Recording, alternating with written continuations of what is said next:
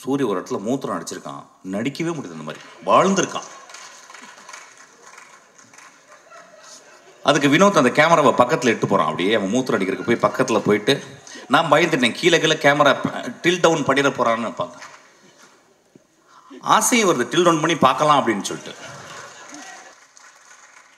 இந்த படத்தில் நடித்தவர்கள் அந்த அனா பென் ஒருத்தர் நடிச்சிருக்கா. தெரியல, தமிழில் இருக்க பெண்ணுங்கள்லாம் இப்போல்லாம் நடிக்கவே வரதில்லை நல்ல படங்களுக்கு. சார் எனக்கு 2 பாட்டு இருக்கா, 3 டான்ஸ் இருக்கா, தௌபா தௌபா தௌபான்னு அப்படின்னு ஏதாவது டான்ஸ் ஸ்டெப்பு ஹூக் ஸ்டெப்பு வைக்கிறதுக்கு இருக்கான்னு பார்ப்பாங்க. அப்போ தமிழில் பொம்பளைங்களே கிடையாது. அப்போ இங்கேருந்து போயிட்டு பஸ் ஏறி போயிட்டு ஆனபெல்னு ஒரு சிறுக்கியை பிடிச்சிட்டு வந்திருக்கான். ஆக்சுவலாக ஒரு குத்து டான்ஸு, நேக்கட் டான்ஸ் இங்கே ஆடலான் இருக்கு, இந்த படத்தை பாருங்க அப்படின்னு. நான் நேக்கட் டான்ஸ் ஆடி நீங்கள் பார்த்தீங்கன்னா என்ன ஆவீங்க, அதை எக்ஸ்ட்ரா போஸ்ட் பண்ணி நீங்கள் அப்போ அந்த படத்தை போய் பாருங்கன்னு சொல்லலாம். உங்களுக்கு ப்ரூவ் பண்ணுன்னா வினோத்தை கூட்டிங்க நின்று அவன் காலை முத்தமிடுறேன். நான் இளையராஜா காலை முத்தமிட்டிருக்கேன். நான் இளையராஜா காலை என்றைக்குமே தொட்டு கும்பிட்டதில்லை, நான் உதட கொண்டு போய் தொடுவேன். ஆக்சுவலாக 2வது மனிதனாக இளையராஜாக்கு அப்புறம் அவன் கால்களை நான் முத்தமிடுவேன். இதில் வந்து இயற்கையை அவன் யூஸ் பண்ணது, மனிதர்களுக்கு முன்னால் இயற்கையை அவன் யூஸ் பண்ணது. ஒருவேளை நான் பேசுகிறது போர் அடித்தாலும் அடிக்கலாம், பட் பரவாயில்ல, ஏதாவது பேசுகிறேன். ஏன்னா கொஞ்ச நேரம் பேசுறதுக்கு கேட்குறதுக்கு போயிடுச்சு. மச்சான் நெக்ஸ்ட் சீன் என்னன்னு போயிடுது. ஆக்சுவலாக நண்பர்களே,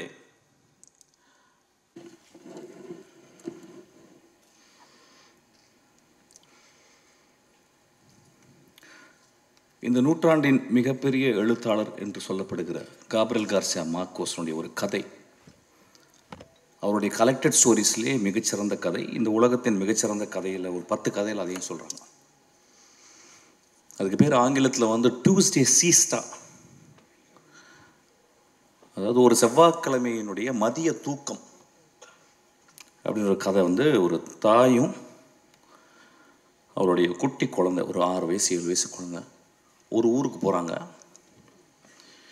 அந்த ஊரில் போயிட்டு ஒரு சர்ச்சில்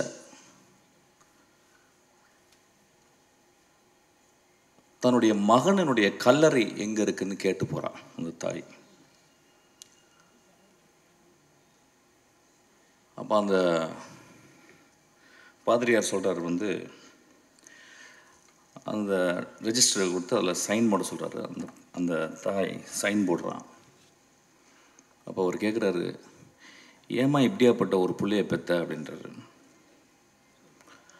அப்போ ஒரு சின்ன ஃப்ளாஷாக காப்ரியல் கார்சியா எழுதுறார்.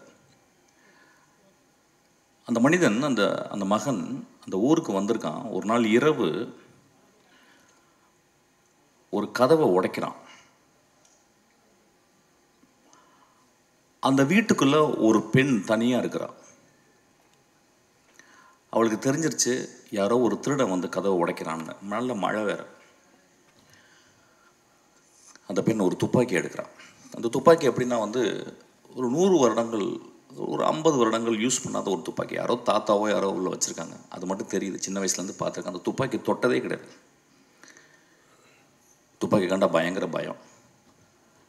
வேறு வழி இல்லாமல் உள்ளே வந்தவன் ஒரு வேளை கொன்னுறான், திருடிட்டு ஒரு வேளை கொன்னுட்டானா என்ன பண்ணுறது அப்படின்னு ஒரு பயத்தில், அவன் யாருன்னு தெரியல, அவன் துப்பாக்கி எடுத்துகிட்டு போய் அந்த கதவுக்கு நேராக நிற்கிறான். கை உதறது. சார் யாரும் பேசாதீங்க சார் ப்ளீஸ். கை உதறது. அவள் அந்த கதவை உடைச்சிட்டு வந்தால் எவ்வளோ உயரத்தில் வருவான் எவ்வளோ அப்படின்ற மாதிரி அவன் வயிற்றை நோக்கி அந்த துப்பாக்கியை அப்படியே காட்டிக்கிட்டே இருக்கான். கை உதறது. அப்போ காப்ரியல் கார்சியா எழுதுறாரு, அந்த கை உதறலுக்கு காரணம் பயம், 28 வருடங்கள் தனிமை அப்படின்னு எழுதுறாரு.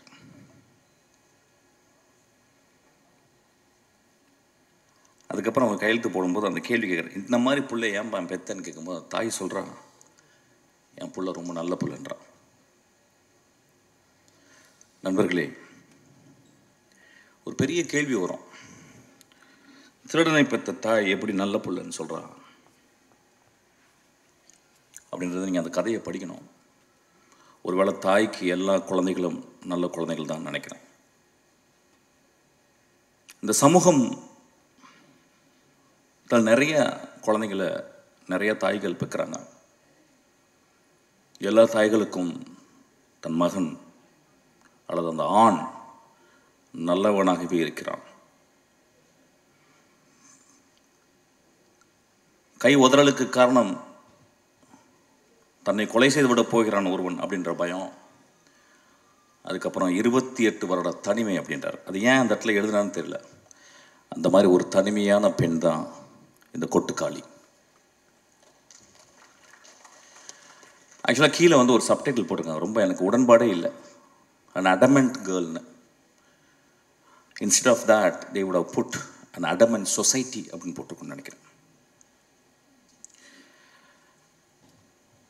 இந்த சென்னையில் வந்து கிட்டத்தட்ட வந்து ஒரு 95 விழுக்காடு 96 விழுக்காடு வந்து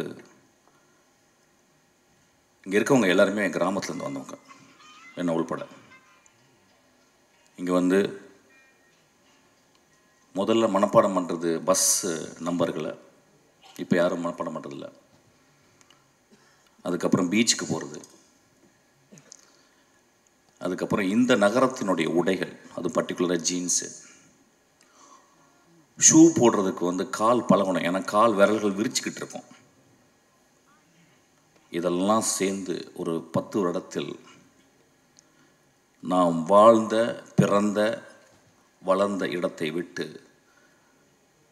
நடமாடிக்கொண்டிருக்கும் இந்த நகரத்தில் நாம் ஒரு நகரவாசிகளாகவே வாழ்ந்து கொண்டிருக்கிறோம். இங்கே வந்தோடனே வேறு ஜாதிகள் மறக்கப்படுகிறது, மதங்கள் மறக்கப்படுகிறது, நம்மளுடைய குற்றங்கள் மறக்கப்படுகிறது, நம்ம நல்லதெல்லாம் மறக்கப்படுகிறது. இங்கே பக்கத்தில் இருக்கவன் வந்து ஒரு நெய்பர் தான், ஒரு அண்டை வீட்டுக்காரன் தான். இங்கே யார் தாய் தந்தையா யாருமே பழகிறது கிடையாது. ஒரு கிராமம் அழிக்கப்படுகிறது. ஏதோ ஒருவன் அந்த கிராமத்திலிருந்து வெளியே வராமையே இருந்து கொண்டு இந்த கிராமத்தின் மூலம் இந்த உலகத்தை பார்க்கும் ஒரு தகுதி படைத்தவனாக, ஒரு மகா கலைஞனாகவே இருக்கிறான். ஏன்னா அவனுக்குள்ளே எப்பயுமே அவனும் ஜீன்ஸ் போட்டு அவனும் ஷூ போட்டாலும் அவன் வந்து என் கிராமத்தில் இருக்க வேல்யூஸ் தான் இந்த உலகம். காப்ரியல் கார்சியா மார்க்கோஸ் சொன்ன அந்த கிராமம்தான் என்னுடைய கிராமமும் இந்த கொட்டுக்காளி வளர்ந்த கிராமமும் நம்புகிறான்.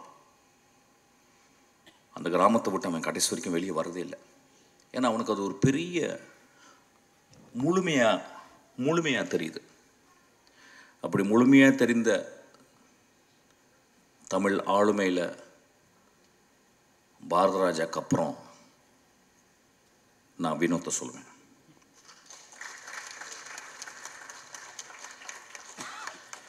ஒரு திரைப்படம் எதுக்காக எடுக்கப்படுது அப்படின்னா, நிறைய பேர் என் அசிஸ்டண்ட்டை கேட்பேன், எதுக்குடா, எனக்கு தெரிஞ்சு 250 அசிஸ்டண்ட் என்னை விட்டு போயிருக்காங்க. ஒரு வருஷத்துக்கு கிட்டத்தட்ட ஒரு 3000 அசிஸ்டன்ட் டைரக்டருக்காக வர்றவங்களை நான் சந்திக்கிறேன். கொஞ்சம் கூட சோம்பேறித்தனம் படாமல் அவங்கள்ட்ட நான் வந்து கேட்குறேன், எதுக்குப்பா நீ சினிமாவுக்கு வர்ற அப்படின்னு. அது இன்வேரியபிளாக என்ன ஆன்சர் இருக்கும் அப்படின்னா, சார் நான் சாதிக்கணும் சார்,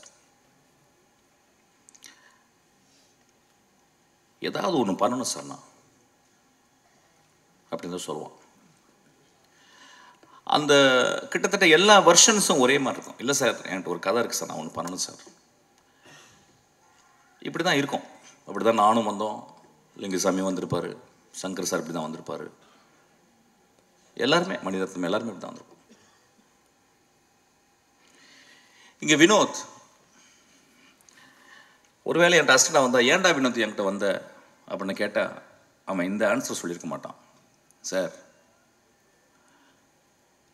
இந்த உலகத்தை என் கதை மூலியமாக மாற்றணும் சார் அப்படின்னு வந்திருப்பான்னு நினைக்கிறேன். இந்த கதை மூலம் தமிழ்நாடையே மாற்றிருக்கான். எப்பயுமே சொல்லுவாங்க, நான் ரொம்ப பொங்கி பேசுவார், ரொம்ப எக்ஸாஜரேட் பண்ணி பேசுவார், ட்ராமாட்டிக்காக தான் பேசுவார் அப்படின்னா. நான் எப்பொழுதுமே அது ஒரு சத்தியமாக எடுத்துக்கிறேன். ஒரு மேடையில் வந்து பேசும்போது அடுத்த வார்த்தை என்னன்னு எனக்கு தெரிஞ்சிட்டா நான் வந்து இந்த சமூகத்தை நான் நெருப்பை ஊற்றி கொளுத்துறேன்னு அர்த்தம். நான் மேடையில் பேசும் பொழுதாவது என் நாக்கில் உண்மை தவழ வேண்டும் என்று நான் நினைக்கிறேன். ஏன்னா வீட்டில் நிறைய பொய் பேசுகிறோம், மேடையை விட்டு கீழே இருக்க நண்பர்கள்ட்ட நிறைய பொய் பேசுகிறோம். ப்ரொடியூசர்கிட்ட நிறைய போய் பேசுகிறோம், நடிகர்கள்ட்ட நிறைய போய் பேசுகிறோம். இந்த மேடையில் உண்மை பேச மட்டுமே நான் வந்திருக்கிறேன். அவ்வளோ தைரியத்தையும் நெஞ்சுரத்தையும் என்னுடைய ரத்தத்தை கொதிப்பு நிலையும் கொண்டு வந்தது இந்த படம்.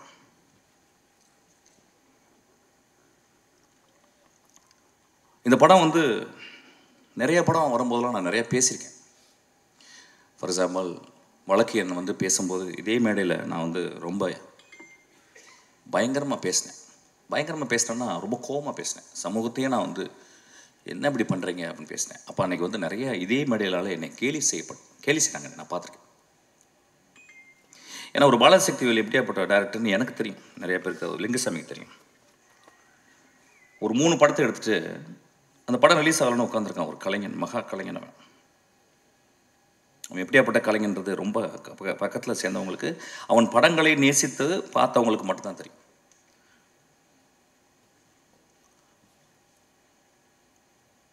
இந்த படத்தில் இது எதுக்கு கொட்டுக்காளின்னு வச்சான்னு தெரியல, எனக்கு நிறைய மீனிங் என்னமோ போகுது. நான் ஒரு ரொம்ப நாளைக்கு முந்தி சிவகார்த்தியனுடைய படத்தில் ஒரு பூஜை அன்னைக்கு ஒரு நாள் ஒரு சாப்பாடு சாப்பிட்டே இருக்கும்போது பக்கத்தில் ஒருத்தன் வெள்ளை சட்டை வெள்ளை பேண்ட் போட்டு ஒரு கிராமத்தில் இருந்த ஒரு பையன் மாதிரி உட்காந்துருந்தான். அறிமுகப்படுத்தினான். யாரா நீ தம்பி அப்படின்னேன். சார் நான் தான் சார் வினோத். அப்படின்னா யார்ப்பா? இல்லை சார் நான் வந்து கூழாங்கல். அப்படியே ஆமாம் ஏதோ பேசிக்கிட்டு இருக்காங்க நான் சொல்லுவார். சரி என்னப்பா அந்த படம் ரிலீஸ் ஆகுதா இல்லையா? இல்லை சார் ஆயிரும் சார். ஓ அப்படியா, சரி. என்ன படம் எடுக்கிற, அடுத்து என்ன பண்ண போகிறேன்? இல்லை சார் நான் ஆரம்பிச்சிட்டேன் சார். நான் சொல்கிறேன் கொஞ்சம் மெதுவாக எடுப்பான்னு வாயை எடுக்கிறேன், கொஞ்சம் மெதுவாக. இல்லை சார் நான் படம் ஆரம்பிச்சிட்டேன். நான் அப்படியே யாருப்பா மியூசிக்கு? பாருங்கள் எவ்வளோ ஒரு ப்ரோக்ராம்டு வே ஆஃப் ஆஸ்கிங் ஒரு சேட்டிங் வித் another டேரக்டர். நான் கேட்குறேன் யாரா மியூசிக்கு அப்படின்னு. அப்படி சொன்னால் யாருமே மியூசிக் இல்லை சார். எனக்கு பயங்கர கோவம் வந்துருச்சு. பெரிய மயிர் மாதிரி பேசுகிறான். நான் முறைச்சேன். அப்புறம் நான் வந்துட்டு வீட்டு ஆஃபீஸ்க்கு வந்தோடனே அசிஸ்டன்ட்ஸ் கூப்பிட்டேன். இது மாதிரி ஒருத்தனை பார்த்துட்டேன், ஒரு பொறுக்கி பையன், கருப்பாக இருந்தான், ஒரு மாதிரி இருந்தான், பெரிய மாதிரி என்கிட்ட வந்து நான் யாரா மியூசிக்குன்னு கேட்குறேன். அவன் சொல்கிறான் யாருமே இல்லை சார் அப்படின்றான். அப்படிலாம் எடுத்துடாதீங்கடா அப்படின்னு நான் ஏதோ நல்லது சொல்கிற மாதிரி என் அசிஸ்டன்ட்ஸ்க்கு சொன்னேன். இந்த படத்தை பார்க்கும்போது தான் தெரிஞ்சுது என்னை வினோத் செருப்பு கழட்டி அடிச்சிருக்காங்க. நல்ல டைட்டில் கிடச்சிருச்சு ஆக்சுவலி இன்னைக்கு. அவன் நிஜமாகவே என்னை செருப்பு கழட்டி அடித்தான். நான் எல்லாரையும் செருப்பு கழட்டி அடித்தான்னா என்னை வெளியே போய் பயங்கரமாக திட்ட ஆரம்பிச்சாங்க டேரக்டர்ஸ்லாம். அது எப்படி பேசலாம், நாமளும் படம் தானே எடுத்துருக்கணும், அதனால் நான் மட்டும் இதை எடுத்துக்கிறேன். என்னை மட்டும் வினோத் செருப்பை கழட்டி அடித்தான். இந்த விழாவுக்கு வரும்போது நான் காலையில் பேசினேன். ஏன்னா இப்போ நான் 2 படம் பார்த்துட்டேன். ஒன்று மாரியுடைய வாழை பார்த்துட்டேன். அது ஒரு வாரம் பைத்தியமாக இருந்து, அன்றைக்கி நைட்டு ஃபுல்லாக பைத்தியமாக இருந்து ஃபுல்லாக எழுதி அசிஸ்டன்ட் டேரக்டர்லாம் தூங்காமல் உட்காந்து ஒரு 3 பேஜில் ஒரு லெட்டர் எழுதி வரும் நம்ம நாளில். இப்போ அதுக்கு முடித்து அந்த பைத்தியம் முடியும்னு தீர்றதுக்குள்ளேயும் இந்த பைத்தியம், இது பைத்தியம் இல்லை, இது பேயே பிடிச்சிச்சு எனக்கு.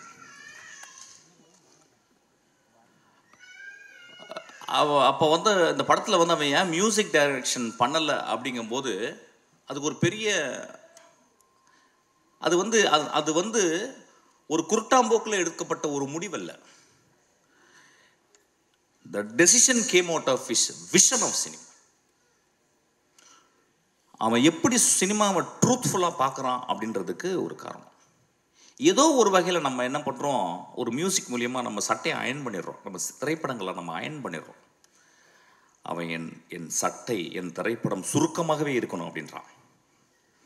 என் பாட்டியினுடைய அந்த இடுப்பை சுற்றி இப்படி உள்ள சொருவா பார்த்தீங்களா, அது வெளியே எடுத்தால் எவ்வளோ சுருக்கம் இருக்கும் அந்த முந்தானையில், அந்த அளவுக்கு சுருக்கத்தை அவன் பார்க்குறான், அவ்வளோ ட்ரூத்தை பார்க்குறான்.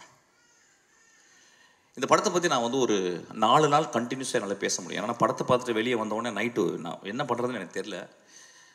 வழக்கம் போல் சொன்ன மாதிரி நல்லா இருக்குப்பா, சூப்பர்ப்பா, நல்ல ட்ரை பண்ணியிருக்கேன். இப்போ நிறைய பேர் சினிமா பாட்டு வந்தோன்னா உஷாராக பேசுகிறது எப்படின்னு கேட்டால் வித்தியாசமாக முயற்சி செஞ்சுருக்கேன்னு. அது கெட்ட வார்த்தை சொல்லி தான் சொல்லணும், பட் அப்படி சொல்ல முடியாது, போர் அடிக்குது எனக்கு ஆக்சுவலாக. அந்த மாதிரி எதாவது பேசிட்டு போயிடுறது, இல்லைன்னா நல்ல ஃப்யூச்சர் இருக்குப்பா அப்படின்றது, அப்புறம் ரொம்ப மோசமாக ஒரு தடவை பார்க்கலாம் அப்படின்றது. நண்பர்களே, இங்கே வரும்போது யோசிச்சேன், நான் என்ன பேசணும், இந்த படத்தை நான் வந்து எப்படி மக்கள்கிட்ட கொண்டு போய் சேர்க்கணும். ஏன்னா என் லைஃப்பில் இது ஒரு பெரிய பொறுப்பாக நான் பார்க்குறேன். என் மகள் பிறக்கும்போது என் மனைவியின் கையில் என் மகளை பார்த்துட்டு நான் எவ்வளோ சந்தோஷப்பட்டனோ அதே மாதிரி இந்த படத்தை பார்த்தப்ப சந்தோஷப்பட்டேன்.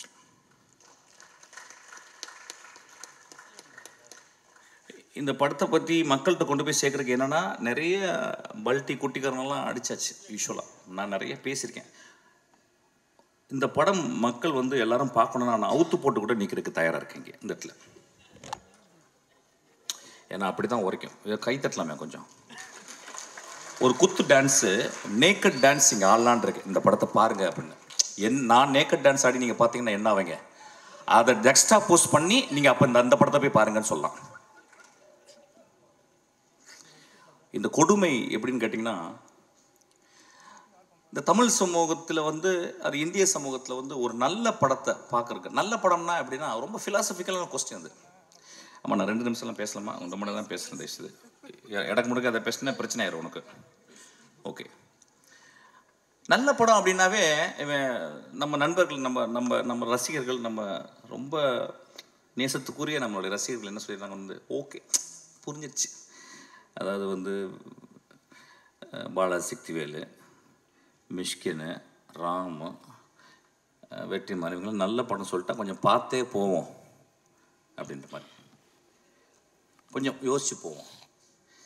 ஏன்னா சினிமா பார்க்க வர்றதே அவுத்து போட்டு ஆடுறதை பார்க்குறதுக்கு தான். சினிமாவுக்கு நிறைய பேர் ஆடுறது, அதாவது இன்னும் என்கிட்ட பேசுகிறாங்க, அந்த சார் அந்த குத்துப்பாட்டு ஒன்று போட்டிங்களே சார், அது மாதிரி இன்னொன்று போடுங்க சார். நான் என்ன போட தான் செய்ய முடியும். ஆக்சுவலாக நண்பர்களே, ஒரு மார்க்கெட்டுக்கு போகிறோம், ஒரு குழந்தையை கூட்டிகிட்டு, ஒரு பெண் குழந்தையை கூட்டிகிட்டு ஒரு கத்திரிக்காய் எடுக்கிறோம். எங்கள் அம்மா சின்ன வயசில் எனக்கு கத்திரிக்காவை எப்படி வாங்குவது அப்படின்னு சொல்லி கொடுத்துருக்காங்க. ஒரு சவுச்சவை எப்படி பார்த்து வாங்கணும்னு சொல்லி கொடுத்துருக்காங்க. ஒரு பழத்தை வந்து தட்டி பார்த்து, அந்த பழம் தட்டி பார்த்து பழுத்திருக்கான்னு பார்த்து வாங்க சொல்லியிருக்காங்க. ஆனால் நம்ம சமூகத்தில் ஒரு கலைப்படைப்பை மட்டும் வெகுஜன சினிமாவாகவே மட்டுமே பார்க்க பழகிருச்சு. இன்னைக்கு 16 வயதில் எடுத்தா ஓடுமானே டவுட் வந்துருச்சு. என் ஆதங்கத்தை இங்கே கொட்டி தீர்க்கவில்லை. இந்த படத்தை நான் மக்கள்கிட்ட கொண்டு போய் எப்படி சேர்க்கறதுன்னு யோசிச்சுக்கிட்டே இருக்கேன். இப்போ நகரத்தில் இருக்கவங்க எல்லாருமே நினச்சிக்கிறாங்க நம்ம எல்லாமே சிட்டி பேஸ்டு. அதை சொல்கிறாங்க இது கிராமத்து கதை. ஐயா, இது என் தாயின் கருவறை ஐயா. இந்த படம் என் மகளின் யோனி ஐயா. இந்த படம் பாலசக்தி சொன்னா இந்த மாதிரி படமே பார்த்ததில்லைன்னு. இந்த மாதிரி படத்தை பார்க்கவே போறதில்லையா. இந்த மாதிரி படத்தை நான் பார்க்கவே போறதில்லை. இந்த படத்துக்கு முன்னாடி நான் என் படைப்புகள், என்னுடைய சினிமா அப்படின்றத நான் கீழே குனிஞ்சு அவன் காலை முத்தமிடுவேன். அந்த அளவுக்கு அந்த படத்தை பண்ணியிருக்கான். உங்களுக்கு ப்ரூவ் பண்ணணும்னா வினோத்தை கூட்டிங்க நின்று அவன் காலை முத்தமிடுறேன். நான் இளையராஜா காலை முத்தமிட்டிருக்கேன். நான் இளையராஜா காலை என்றைக்குமே தொட்டு கும்பிட்டதில்லை. நான் உதட்ட கொண்டு போய் தொடுவேன். ஆக்சுவலாக 2வது மனிதனாக இளையராஜாக்கு அப்புறம் அவன் கால்களை நான் முத்தமிடுவேன். ஆக்சுவலி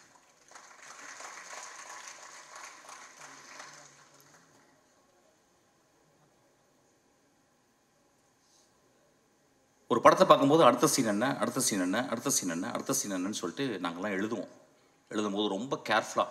நான் இப்போ கூட வரும்போது என் தம்பிகிட்ட பேசிக்கினேன். ஒரு படம் வந்து நல்ல கதையாக இருக்கணும், என்டர்டெய்னிங்காக இருக்கணும், இப்போ 3வது தேவைப்படுது எக்ஸைட்டிங்காக இருக்கணும்னு சொல்லிட்டு. இந்த 3மே இந்த படத்தில் இருக்குது. என்ன ஒன்று, நீங்கள் பார்க்குறது உங்கள் பார்வையை வேறு மாதிரி வச்சு பார்க்கணும். எனக்கு தெரிஞ்சு இந்த ரீசெண்ட் டேஸில் இந்த கதைகளில் நான் வந்து இப்போ 2 கதைகள் வந்து நான் இந்த 10 வருடத்தில் திரைக்கதையில் படித்தது எக்ஸ்ட்ரானரி ஸ்டோரிஸ்ன்னு சொல்லுவேன். ஒன்று 3 பில்பர்ட்ஸு, இன்னொன்று கெட் அவுட், ஜோர்டான் பீல்டு. அதுக்கப்புறம் இந்த கதையை சொல்லுவேன். ஏன்னா அது 3மே எப்படின்னா, ஒன்று வந்து பிளாக் ஹாரர், இன்னும் வந்து ஒரு பெண்ணினுடைய தவிப்பு, தன் மகளை பறி கொடுத்துட்டு ஒரு பெண்ணினுடைய தவிப்பு. இந்த படத்தில் ஒரு குடும்பம் ஒரு பெண்ணை வச்சுக்கிட்டு தவிக்கிறாங்க. அவ்வளவு சிறந்த மனிதர்கள் அந்த குடும்பத்தில் இருக்கவங்க. அந்த குடும்பம் பார்க்கும்போது, படம் பார்க்கும்போது அவங்க கெட்டவங்க மாதிரி தெரியும். எனக்கு ரொம்ப அந்த பெண்ணை விட அந்த குடும்பம் ரொம்ப நல்லதாக தெரிஞ்சுது. வினோத் இந்த கேரக்டருக்கு வந்து வேற யாராவது பண்ணியிருந்தா நல்லா இருக்காதோ, நடிச்சிருவாங்களோங்கிறதுக்காக தன்னுடைய அக்காவையும் தன்னுடைய பெரியம்மா பொண்ணு தங்கச்சிகளாம் நடிக்க வச்சிருக்கான். இந்த படத்தில் வந்து 2 காட்சிகள் நான் சொல்லுவேன். பாலாஜி பாதி கதை சொல்லிட்டேன். ஆக்சுவலாக நான் சொல்ல மாட்டேன். உன்னை அதுக்கு அடிக்கணும். டே பாலாஜி, பாதி கதையை சொல்லிட்டேன். நீ ஆக்சுவலாக நான் சொல்ல மாட்டேன். இந்த படத்தில் வந்து ஒரு சேவல் நடிச்சிருக்கு. அதான் முதல்ல பார்த்துருப்பீங்க. சேவல் நடிச்சிருக்குன்னு சொல்கிறத விட அந்த சேவலை அவன் வந்து கேப்சர் பண்ணியிருக்கான். முதல் ஷாட்டாக நீங்கள் போட்டிருக்கான். நீங்கள் பார்க்கணும். ஆக்சுவலாக இந்த படம் சினிமாவை எப்படி பார்ப்பது, நாம் என்ன சினிமா பார்த்துக்கிட்டு இருக்கோம், அதாவது மொமெண்ட்ஸ்ன்னு சொல்லுவாங்க. சினிமாவில் வந்து மொமெண்ட்ஸ்ன்னு சொல்லுவாங்க. எனக்கு தெரிஞ்ச இந்த 27 வருடத்தில் 2 மொமெண்ட் தான் நான் கிரியேட் பண்ணியிருக்கேன். ஒரு மொமெண்ட் வந்து வெட்டி போட்டவன் இடத்துல வந்து ஒரு கிழவி வந்து பூ போடுறான். 2வது மொமெண்ட் வந்து தன் மகள் இறந்து போன பிறகு அப்பாவுடைய சிகரெட்டை வந்து குடிக்கக்கூடாதுன்னு கஷ்டப்படுறான். இந்த 2 மொமெண்ட்டு 27 வருஷத்தில். இந்த படத்தில் 60 சீனுமே 60 மொமெண்ட்டாக பண்ணியிருக்கான். இந்த படத்தில் வந்து இயற்கையை அவன் யூஸ் பண்ணது, மனிதர்களுக்கு முன்னால் இயற்கையை அவன் யூஸ் பண்ணது. ஒருவேளை நான் பேசுறது போர் அடித்தாலும் அடிக்கலாம். பட் பரவாயில்ல, ஏதாவது பேசுகிறேன். ஏன்னா கொஞ்ச நேரம் பேசுறதுக்கு கேட்குறதுக்கே போயிடுச்சு. மச்சான் நெக்ஸ்ட் சீன் என்னன்னு போயிடுது. ஆக்சுவலாக நண்பர்களே,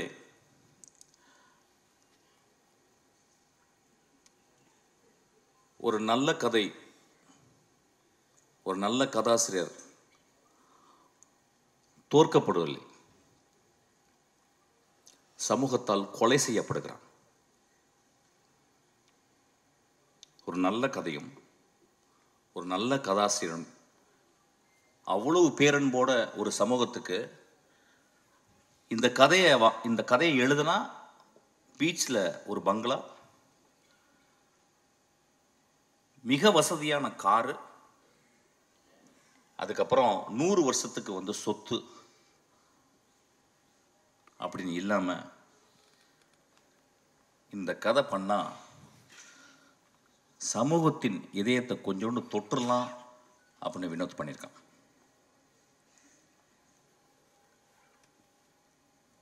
இந்த படத்தை வந்து பத்திரிக்கைக்காரங்க எல்லா படங்களுடைய திறப்பு வாசல்களை திறந்து வைக்கிறது பத்திரிக்கைக்காரன். அவன் வந்து படம் வந்து பார்ப்பாங்க. பார்த்துட்டு எனக்கு தெரிஞ்சு எல்லா நல்ல படங்களையும் அவங்க வந்து ஆறத்தழுவி முத்தம் கொடுத்துருக்காங்க. இந்த படத்துக்காக வினோத்துக்கு இந்த பத்திரிகையாளர்கள் கோயில் கட்டணும்னு நான் கேட்குறேன். இந்த சமூகம் ஒருவேளை அவன் கொலை செய்து விடலாம். அந்த கொலையிலிருந்து தப்பிக்க வச்சது சிவகார்த்திகேயன். சிவகார்த்திகேயன் ஒரு லீடிங் ஆக்டர், கடுமையான உழைப்பாளி. சிவகார்த்திகேயனால் இந்த படத்தில் நடிக்க முடியாது. ஏன்னா ஒரு மிகப்பெரிய ரசிகர்கள் கூட்டம் வந்துருச்சு. ரசிகர்களை சந்தோஷப்படுத்துவது ஒரு பெரிய கடமையாச்சு. ஆனால் அந்த குழந்தை, அந்த பையன், நான் மிகச்சிறந்த படைப்பு பண்ணணும்னு ஆசைப்பட்டு கூழாங்கல்ல பார்த்தவொன்னே, தம்பி இந்த படத்தை நான் தான் பண்ணுவேன்னு சொல்லியிருக்கான். அதுக்காக அந்த தம்பிக்கு ஒரு கோயில் கட்டணும். சிவகார்த்திகேயனுக்கு ஒரு குழந்தை பிறந்திருக்கு. சிவகார்த்திகேயனுக்கு இன்னொரு குழந்தையும் பிறந்திருக்கு. அதுதான் கொட்டுக்காளி. இந்த படத்தில் நடித்தவர்கள், அந்த அனா பென் ஒருத்தி நடிச்சிருக்கா. தெரியல, தமிழில் இருக்க பெண்ணுங்கள்லாம் இப்போல்லாம் நடிக்கவே வரதில்லை நல்ல படங்களுக்கு. சார் எனக்கு 2 பாட்டு இருக்கா, 3 டான்ஸ் இருக்கா, தௌபா தௌபா தௌபான்னு அப்படின்னு ஏதாவது டான்ஸ் ஸ்டெப்பு, ஹூக் ஸ்டெப்பு வைக்கிறதுக்கு இருக்கான்னு பார்ப்பாங்க. அப்போ தமிழில் பொம்பளைங்களே கிடையாது. அப்போ இங்கேருந்து போயிட்டு பஸ் ஏறி போயிட்டு ஆனபெல்னு ஒரு சிறுக்கியை பிடிச்சிட்டு வந்திருக்கான். ஆக்சுவலாக ஒரு பேய் அரக்கி. அவள் எத்தனை வார்த்தை பேசியிருக்கான்னா 1.5 வார்த்தை பேசியிருக்கான்னு நினைக்கிறேன். ஒரு பாட்டு வர பாடிட்டா அதுக்கு அடி, ஒரே அடி சூரி போட்டு ஒரு மணி நேரம் அடி என்ன அடிக்கிறான் போட்டவளை. இந்த சமூகம் அப்படி தானே இருக்குது. ஒரு பெண் பாடக்கூடாதுல்ல. ஒரு எக்ஸ்ட்ராடனரி பெர்ஃபார்மன்ஸ். அநேகமாக இந்த வருஷத்தினுடைய நேஷ்னல் அவார்டு அந்த குழந்தைக்கு கிடைக்கணும்னு நான் வந்து ஆசீர்வாதம் பண்ணுறேன். அதுக்கப்புறம் சூரியனுடைய எவல்யூஷன் கேரக்டர் ஆர்க்கு. நான் சினிமாவில் தான் கேரக்டர் ஆர்க் பார்த்துருக்கேன். ஒரு கதையின் கதாநாயகன் ஃபஸ்ட்டு சீனில் வந்து மோசமாக இருப்பான், கடைசி சீனில் ஒரு பெரிய மகானாக இருப்பான். ஃபஸ்ட்டு சீனில் மகானாக இருப்பான், கடைசி சீனில் வந்து கொடுங்கோலனாக மாறிடுவான். இது வந்து கேரக்டர் ஆர்க்கு. இது சினிமாவில் தான் கதைகளில் தான் நடக்கும். நிஜ வாழ்க்கையிலே சூரிக்கு நடந்திருக்கு. ஒரு கமெடியனாக உருவாகி இன்னைக்கு ஒரு உலகம் போற்றும் ஒரு நடிகனாக மாறியிருக்கான். நான் அன்றைக்கி நைட்டு இரவு உட்காந்து பேசினேன். என்னடா மகனே நீ இப்படி, எங்கடா உனக்கு எதாவது அருள்கிருள் வந்துருச்சா, இல்லை காதில் ஏதாவது உனக்கு ஏதாவது ஒரு அசரீரி கேட்டுச்சா, உன் வாழ்க்கையில் இப்படியாப்பட்ட முடிவுகள் எடுத்து இப்படி நீ வேகமாக அப்படியே வெற்றிமாறன், அப்படியே கருடன், அப்படியே ராம், இன்றைக்கி ஒரு எக்ஸ்ட்ராடனரி. எனக்கு தெரிஞ்சு இன்றைக்கி தமிழ் சினிமாவின் மிக முக்கியமான 2 நடிகர்கள் நான் சொல்லுவேன், வந்து விஜய் சேதுபதியும் சூரியன் நான் சொல்லுவேன். ஆக்சுவலாக நான் விஜய் சேதுபதி ஒர்க் பண்ணேன், 67 நாட்கள் ஒர்க் பண்ணேன். ஒரு நாள் கூட எங்கள் 2 பேருக்கு ஒரு சின்ன உராய்வு கூட ஏற்படல. அந்த குழந்தை அவ்வளவு கண்ணியமாக, அவ்வளவு மேன்மையாக நேசித்து ஒரு கேரக்டர் நடிச்சிருக்காங்க இந்த படத்தில். சூரிய அதே மாதிரி தான். எனக்கு தெரிஞ்சு இந்த படத்தில் சூரிய தவிர வேறு யாராவது நினச்சி கூட பார்க்க முடியாது. சூரிய ஒரு இடத்துல மூத்திரம் நடிச்சிருக்கான், நடிக்கவே முடியாது. அந்த மாதிரி வாழ்ந்திருக்கான். அதுக்கு வினோத் அந்த கேமராவை பக்கத்தில் எட்டு போகிறான். அப்படியே அவன் மூத்திரம் அடிக்கிறதுக்கு போய் பக்கத்தில் போயிட்டு நான் பயந்துட்டேன், கீழே கேமரா டில் டவுன் பண்ணிட போகிறான்னு பார்த்தேன். ஆசையும் வருது டில் டவுன் பண்ணி பார்க்கலாம் அப்படின்னு சொல்லிட்டு. ஆனால் அப்படியே மேலே வச்சு அதுக்கப்புறம் சூரிய திரும்பி பார்க்குறான். மனிதர்களே என்ன பெர்ஃபார்மன்ஸு, என்ன எவ்வளவு நம்பிக்கை அந்த கேமரா மேலே. மொதல் சீனை வந்து அவன் கிட்டத்தட்ட ஒரு 4 நிமிஷம் கேமரா எட்டு போயிட்டு ஒரு அம்மா குளிச்சுட்டு அதை தலையில் தண்ணியை தொளிச்சிட்டு தன் மகள் இப்படி பண்ணிட்டாலே, மகள் இப்படி பண்ணிட்டேன்னு அவள் கோயிலுக்கு போகிறத வந்து ஒரு extreme long shot. I think இந்தியாவில் ஒரு லாங்கஸ்ட் ஷாட்டாக கூட இருக்குன்னு நினைக்கிறேன். அங்கே எடுக்கும் போதே அவன் அதோடைய கான்ஃபிடென்ட்டை சொல்கிறான். நான் என்ன மாதிரி படம் பண்ண போகிறேன், என்ன மாதிரி படத்தை நீங்கள் பார்க்க போகிறேங்கன்றது அவன் பிச் பண்ணுறான். இந்த படத்தை பற்றி இன்னொரு தருணத்தில் நிறைய பேசலாம். ஏன்னா இங்கே வந்து மொத்தமே 4 டேரக்டர்ஸ் தான் வந்திருக்கோம். நான் வந்து ரொம்ப நேரம் டைம் எடுத்துக்கூடாது, நான் நிறைய பேசுவேன், என்னால் பேச முடியும். So Soori has given an extraordinary. அதாவது இந்த படத்துக்கு அப்புறம் சூரியை நம்ம எப்படி பார்க்கலாம்னா, ஒரு இந்தியாவின் ஒரு மிகச்சிறந்த ஆக்டரை நம்ம பார்க்கலாம்.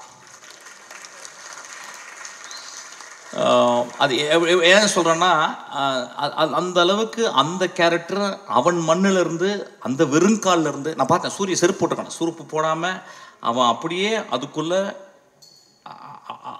ஒரு அதான் சொன்னாங்க, ஏதோ அந்த டீட்டெயில் வந்து கால் அதை வந்து சூரிய சொன்னதான் நல்லது, சூரிய சொன்னதான் தான் அது நல்லாயிருக்கும். ஆக்சுவலி எப்படி அதை நடித்தான் அந்த குரலுக்காக. நான் அந்த கழுத்தில் இது பண்ணிட்டு பார்க்கும்போது நான் ஒரு இடத்துல உத்து பார்த்தேன், இந்த இடத்துல கழுத்து நரம்பு வந்து புடைக்குது. ஸோ நடிக்கலை அந்த இடத்துல. He took so much of sincere and truthfulness to exhibit something extraordinary. கேள்விப்பட்டேன் வந்து கூழாங்கல் பார்த்த உடனே சூரி விரட்டி போயிருக்கான். ராம் என்கிட்ட சொன்னான். ஆனால் கிட்டத்தட்ட டெய்லி 2 தடவை ஃபோன் பண்ணி, ராமண்ணா கொஞ்சம் வினோட்ட சொல்லுங்கள், அடுத்த படம் எந்த படமாக இருந்தாலும் அதில் ஒரு சின்ன கேரக்டராக நடிக்கிறேன்னு. அதுக்காக சூரிக்கு நம்மலாம் கிளாப் பண்ணுவோம். அதாவது ஒரு கலைஞன் இன்னொரு கலைஞனை தேடி ஒரு சீனாவும் நான் நடிக்கணும்னு சொன்னான் பாருங்க. அவன் ஒரு பெரிய மேதை தான். அவன் பெரிய மேதை தான் அவன். நண்பர்களே, இந்த படத்தை பற்றி நான் நிறைய சொல்ல முடியும். ஆனால் I am not very sure how far I can talk. ஒரு மிகப்பெரிய அனுபவம். இந்த படம் வந்து ஒவ்வொரு குடும்பமும் போய் பாருங்க. அதாவது மோசமான படங்களை சில படங்களை நம்ம பார்க்குறோம். மோசமான காட்சிகளை நம்ம குழந்தைகளுக்கு கொண்டு போய் காட்டுறோம். மோசமான படங்களை இந்த இளைஞர்கள் போய் பார்க்குறாங்க. அதெல்லாம் பார்க்கலாம், தப்பு கிடையாது. அது வந்து ஒரு ஆர்ட். வந்து போர்னோகிராஃபியும் ஒரு ஆர்ட் தான். அது யாரால் எடுக்கப்படுறதுன்ற பொறுத்து. ஆனால் இந்த படம் இந்த தமிழ் சமுதாயத்தை, எனக்கு தெரிஞ்சு இதை விட ஒரு பொலிட்டிக்கலான படம் தமிழில் வந்திருக்கான்னு எனக்கு தெரியல. இதை விட ஒரு பொலிட்டிக்கலான படம், அந்த ஏரியா நான் பேச வேணான்னு யோசிக்கிறேன். ஏன்னா இங்கே பொலிட்டிக்கல் படம்ன்றது வேறு வேறு கருத்துக்களோடு உலாவுது. ஆனால் ரொம்ப அமைதியாக ஒரு பொலிட்டிக்கல் படத்தை, மோஸ்ட் பவர்ஃபுல் பொலிட்டிக்கல் ஃபிலிமை வினோத் அசால்ட்டாக எடுத்திருக்கான். நண்பர்களே, நான் மீண்டும் கேட்குறேன், இந்த படத்தை நீங்கள் எல்லாரும் பார்க்கணும். பத்திரிக்கையாளர் இந்த படத்தை பற்றி மேன்மையை எழுதணும். இந்த பத்திரிக்கையாளர்களுடைய மனசாட்சி நான் சொல்லுவேன். இந்த படத்தை நான் தேவராஜெல்லாம் நான் பார்த்தேன். 25 வருடம் நான் பார்க்குறேன் தேவராஜன். சினிமாக்காகவே வாழ்ந்து ஒரு கலைஞனாக, அதாவது ஒரு பத்திரிகையாளனாக இல்லாமல் ஒரு கலைஞனாகவே வாழ்ந்துருக்கேன். இப்போ நான் என் தம்பியை பார்த்தேன். அவன் எனக்கு குழந்தை வந்துருச்சன்னா அப்படின்னு சொன்னான். உங்களுக்கெல்லாம் பெரிய தர்மம் இருக்குது இந்த படத்தை பற்றி. இந்த படத்தை பற்றி நான் என்ன சொல்கிறேன், நான் சேலஞ்ச் பண்ணுறேன். இந்த படத்தை பற்றி ஏதாவது ஒரு நெகட்டிவ் பேசுங்க. இந்த படத்தை கொண்டு போய் சேர்க்க வேண்டியது உங்கள் கடமை. ஐயா, இது உங்கள் தாய் மடி ஐயா. இந்த மடியை நீங்கள் தான் பத்திரமா பார்த்துக்கணும். நான் ரசிகர்கள், சினிமாவை நேசிக்கும் ரசிகர்கள், ஒவ்வொரு தடவையும் சினிமா ரசிகர்களால், அந்த தாயுள்ளம் கொண்ட ரசிகர்களால் கண்டுபிடிக்கப்பட்ட மகா ஆளுமைகள் தான் பாரதராஜா, மணிரத்னம், பாக்யராஜ், பாலச்சந்தர், பாலா, வெற்றிமாறன், ராம், பாலாஜி சக்திவேல். இவங்கெல்லாம் மகா உன்னதமான படைப்புகளை கொடுத்து மக்களுடைய அங்கீகாரம் பட்டு நீங்கள் தொட்டில் போட்டு தாளாட்டி இன்றைக்கி இவ்வளோ பெரிய ஆளாக இருக்கிறாங்க. அந்த மாதிரி தங்கத்தில் ஒரு தொட்டில் கட்ட வேண்டிய என் குழந்தை வினோத். கடைசி விவசாயி பார்த்துட்டு நான் அவ்வளவு கஷ்டப்பட்டேன். தியேட்டரில் 4 பேர் தான் இருந்தாங்க. ஒரு மகா உன்னதமான படைப்பு அது. அதுக்கு கேட்டால் என்ன சொல்கிறாங்க, ஏன் சார் ஃபாஸ்ட்டாக இல்லைன்றாங்க. ஐயா, ஏன் ஒரே நாளில் குழந்தை பிறக்கக்கூடாது? ஏன் இயற்கை 10 மாதம் ஒரு தாயை சுமக்க வச்சிச்சு? ஏன் என்னுடைய பாட்டி மெதுவாக நடந்து போகிறாள்? என் தந்தை இப்போ போன வாரம் இறந்து போனார். கை அப்படியே அவர் அந்த பாடியை குளிப்பாட்டும் போது நான் பார்த்தேன். அப்படி கையெல்லாம் சூம்பி போயிருந்துச்சு. அப்படியே அந்த குளிக்கில் வைக்கும்போது நான் அப்படியே பார்த்துக்கிட்டே இருந்தேன். அந்த மண்ணை அள்ளி போடும்போது அந்த வாய்க்குள்ளே தான் போச்சு. என்னை முத்தம் கொடுத்த, என்னை பார்த்து எப்பொழுதும் புன்னகை புரிந்த அந்த வாய்க்குள்ள அந்த மண்ணு போனதை நான் பார்த்தேன். நான் பார்த்த உலகத்தில் என் வாழ்நாளும் மிக முக்கியமான ஷாட்டாக அதை நான் பார்க்குறேன். நான் சொல்கிறது கொஞ்சம் கூட வெக்கப்படல. அந்த மாதிரி ஒரு 600 ஷாட்டில் மொத்தமே 150 ஷாட் இருக்கும். உண்மையும் தெய்வத்தன்மையும் தாய்மையும் கொண்ட படம் தான் இந்த படம். தயவு செய்து கைவிட்டுறாதீங்க. சும்மாவது போய் பாருங்கள். ஒரு சிகரெட் ஒரு சிகரெட் பாக்கெட் எவ்வளோப்பா? சிகரெட் பாக்கெட் இன்னைக்கு கிங்ஸு தெரியாது, நீ அடிக்க மாட்டியா? நீ மனுஷனே கிடையாது. யார் எவ்வளோங்க? எவ்வளோ ஒரு சிகரெட் பாக்கெட்டு? 200 ருபீஸுங்க ஒரு சிகரெட் பாக்கெட்டு. ஒரு சிகரெட் பாக்கெட்டில் 20 சிகரெட் இருக்கா? 10 இருக்கு. 10 நாள் போச்சுன்னு அர்த்தம் உங்களுக்கு. 10 சிகரெட் கொடுத்தா 10 நாள் போச்சு. நான் சிகரெட்டை நிப்பாட்டிட்டேன். இப்போ 10 நாள் ஜாஸ்தி ஆயிடுச்சு. இப்போ ஒரு குவார்ட்டரு அது 150 ரூபாலேருந்து 200 ரூபா. அது 1 வருஷம் போச்சு. இதுக்கெல்லாம் செலவு பண்ணுறோம்ல. சாமிக்கு போய் நம்ம அவ்வளோ செலவு பண்ணுறோம், அவ்வளோ உண்டியல் காசு போடுறோம், அவ்வளோ டொனேஷன் கொடுக்குறோம்ல. வினோத் தான் என் சாமி.